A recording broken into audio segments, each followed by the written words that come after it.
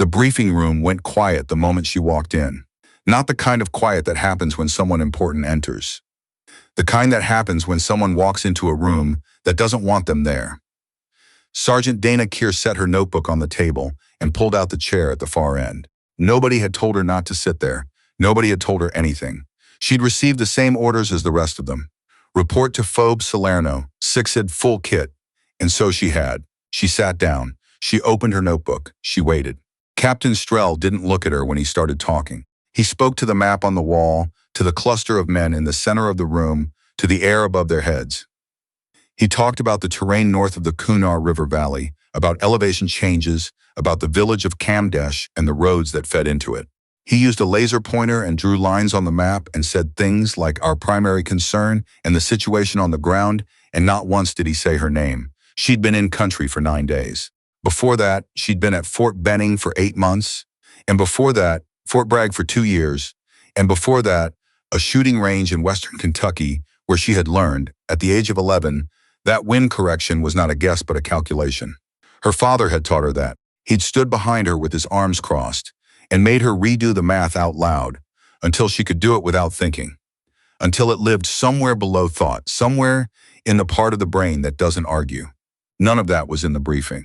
None of that would be, unless she said something, and she had learned quickly that saying something was not how things worked here.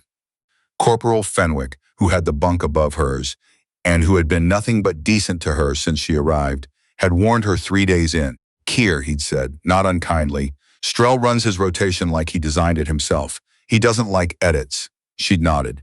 She understood the shape of the thing, even if the shape was wrong. The briefing ended and the men filed out. Strell stayed behind to speak with his senior NCO, a stocky staff sergeant named Halvorsen, who had a way of standing that suggested he occupied more space than his body actually required. Keir gathered her notebook and moved toward the door.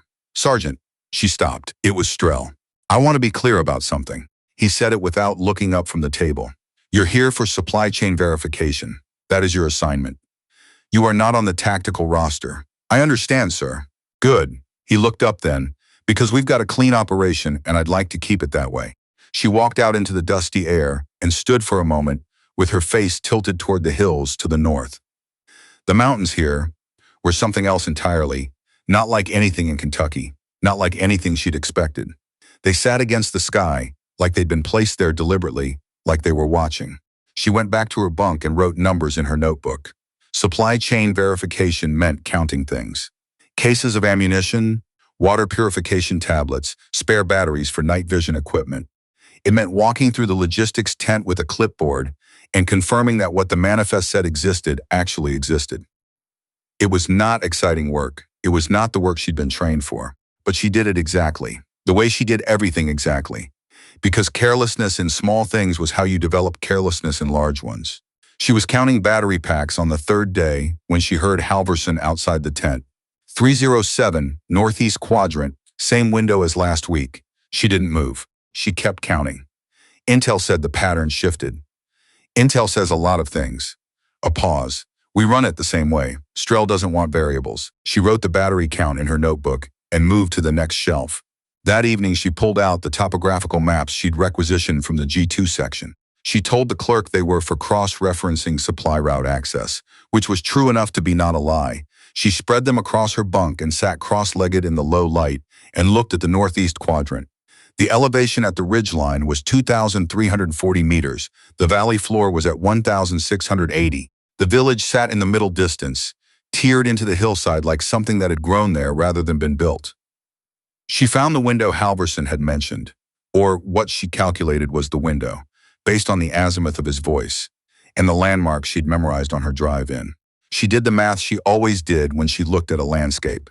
Distance, elevation differential, likely wind corridor through the valley given the orientation of the ridge. It was automatic, the way reading was automatic, the way breathing was. She didn't write any of it down. The patrol left at 0415 on a Tuesday. Keir was not on it. She was on supply rotation that day, which meant the logistics tent again, the clipboard again, the quiet that followed her, everywhere she went on this FOB like a second shadow. She was outside at 0520, walking between supply tents when she heard the first radio burst. She couldn't make out words, just the staccato rhythm that meant something unexpected was happening. Then, a second burst, shorter, and then a silence that lasted too long. She stood still and listened to the silence. Sergeant Fenwick came out of the comms tent at a jog, and when he saw her, he stopped. Strell's element, he said. They're taking fire. Northeast quadrant, 300 meters north of the grid they were supposed to hold. What's the elevation on the contact point? He stared at her. Fenwick, what's the elevation? I don't. Around 1900 maybe. Keir theirs. But she was already moving. She went to her bunk and pulled the case from beneath it. She hadn't opened it in 9 days. Not since she'd arrived, because there had been no reason to, and she had been very careful not to give anyone a reason to ask about it. She opened it now. The M110 was exactly as she'd left it. She ran her hands over it the way her father had taught her, not checking it exactly, more like reacquainting. She assembled it in less than 2 minutes, attached the scope, and stood up. She was halfway out of the tent when Halvorsen stepped in. He looked at the rifle. He looked at her. His expression moved through several things very quickly. Where do you think you're going? Northeast ridgeline. There's a fire position up there with a direct line on Strell's element. Someone needs to be on the counter side of that ridge. Your supply verification. I'm also qualified expert on the M110, and I have 3 years of long-range instruction from the marksmanship unit at Bragg. She said it the way she said everything, level and unhurried. If you want to argue about that while 12 soldiers are pinned down, that's your decision, Staff Sergeant. He said nothing for 3 full seconds. You've got 1 shot at this, Keir. That's usually how it works. The ridge line was 1.5 kilometers from the FOB entrance, and she covered it in just under 22 minutes, moving at an angle that kept her below the visible horizon from the northeast quarter, which was what the terrain required. She did not rush past what the terrain required. She found her position at a natural depression in the rock, a low shelf that offered concealment without sacrificing elevation. She set up the bipod, settled her weight, and looked through the scope. Below and to the northeast, she could see the dust cloud that meant vehicles stopped in the open. She could see the muzzle flash from the source position, irregular but repeating, coming from a structure on the far side of the valley floor, a building she recognized from the maps, a compound with 2 outbuildings and a broken wall on the eastern face. She identified the position precisely. A second-floor window, partially obscured by a hanging fabric that moved when the wind moved it, which meant she could time it. She pulled out her notebook. She wrote down the numbers. Distance to target, approximately 1,780 meters by range estimation, but she adjusted for the oblique angle of the shot, which added effective distance. True ballistic distance corrected 1,920 meters. The target position was lower than her by approximately 290 meters. She calculated the downward angle of the shot, applied the cosine correction that every long-range shooter knows, and that most people forget to account for: wind. The valley ran northwest to southeast. At this hour, with the sun rising on the eastern face of the ridge, there would be a thermal draft pulling up the valley slope, 8 to 12 kilometers per hour. She watched the dust below. She watched the fabric at the window. She counted seconds. She set the scope adjustment. She chambered around. She exhaled. There are shooters who close their eyes between shots, and there are shooters who keep them open. And Dana Keir was the kind who kept them open, because closing your eyes was a thing you did when you didn't want to see what came next, and she had never been that person. She waited for the fabric at the window to move. It moved. She fired. The distance was such that sound traveled in both directions, the shot going out, and nothing coming back except the altered quality of the morning air. She waited. Below, the muzzle flash did not repeat. She kept her position for 4 more minutes, watching, calculating whether there was a secondary. There wasn't. She broke down the rifle, packed it into its case, and began the walk back. She did not think about what she'd done in the way that the movies suggest people think about it. She thought about the wind. She thought about whether her calculation of the thermal draft had been correct, and decided it had been slightly conservative, that the actual wind speed was closer to 10 than 8. She made a note of that for the future. When she got back to the FOB, Fenwick was standing outside the comms tent with his arms crossed and an expression she couldn't immediately read. "They're coming back," he said. "All of them." She nodded. 12 people, Keir. She didn't say anything. "Do you want me to tell you what they said on the radio when the contact stopped?" "No," she said. "I need to return my rifle to the tent." Captain Strell did not speak to her that afternoon, or the following morning. On the 3rd day after the patrol returned, He appeared in the doorway of the logistics tent while she was finishing an inventory count and stood there long enough that she looked up. "I owe you something," he said. She kept her pencil on the page. "No, sir, I was wrong about you. You were wrong about the situation." She said it without aggression, just correction. "You didn't have enough information about me to be wrong about me."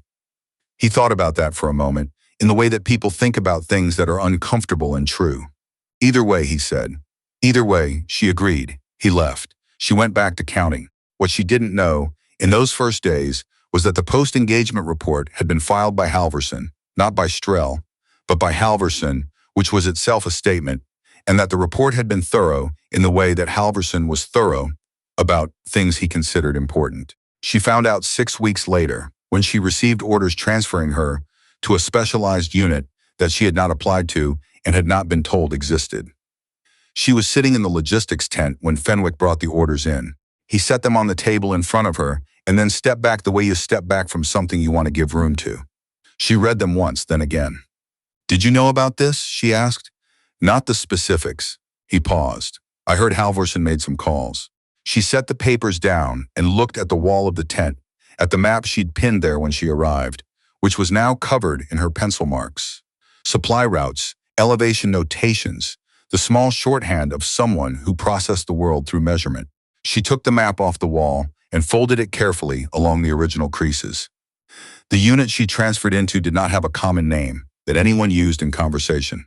It had a designation and a location and a set of requirements that she met in every category, and it had, she would learn later, been actively looking for someone with her particular combination of skills for longer than she'd been in country. The team leader was a chief warrant officer named Ardell. He met her at the airfield in a vehicle with no markings and drove without speaking for the first 20 minutes, which she appreciated. When he did speak, it was direct. "Your shot at Salerno. Tell me about the calculation," she told him. She used numbers the way other people used words, the way her father had taught her, and Ardell listened without expression and asked 3 follow-up questions, each one more specific than the last, and she answered all 3. When she finished, he nodded once. "Most people," he said, "would have been off by 30 to 40 meters at that distance and elevation combination. Standard correction protocol doesn't fully account for the valley thermal effect." "I know," she said. "How did you know to account for it?" "Because I watched the fabric at the window for 4 minutes before I fired." He was quiet for a moment. "How many shooters do you know who wait 4 minutes?" "Not many," she said. "Most people don't like waiting. Do you?" She thought about the question honestly. "I don't mind it. Waiting is just math happening in real time." Ardell looked at the road ahead. "Welcome to the unit, Sergeant Keir," he said. She served 2 more years after Salerno. The details of what she did in that time belong to a category of records that don't get written down in public documents. And she has never been the kind of person to talk about them at length. What she does talk about, in the rare instances when she talks at all, is the math. She will tell you about cosine correction and atmospheric density and the specific way that thermals behave differently in valley systems versus open terrain. She will tell you that most people think of long-range shooting as a talent, which is wrong, and a few people think of it as a skill, which is closer but still not quite right. "It's a discipline," she told Ardell near the end of her second deployment. "Talent is what you're born with. Skill is what you practice. Discipline is what you apply when everything else is against you." He had nodded the way he nodded, which was a full sentence by itself. She left the Army on a Thursday in November. She drove herself to the out-processing office at Fort Campbell in a car she'd bought secondhand, sat through the paperwork, signed the things that needed signing, and walked out into a cold afternoon with nothing scheduled for the following morning for the first time in 8 years. She drove to her mother's house in Lexington. Her mother made dinner and they sat at the table where she'd grown up and ate and didn't say much, which was the right amount to say. After dinner, her mother put a small box on the table. Keir looked at it. "This came about 2 weeks ago," her mother said. "I wasn't sure when you were coming, so I held it." The box had a return address from a processing center in Virginia. Inside was a folded letter and, beneath it, a case of the kind used for service decorations. She read the letter. She opened the case.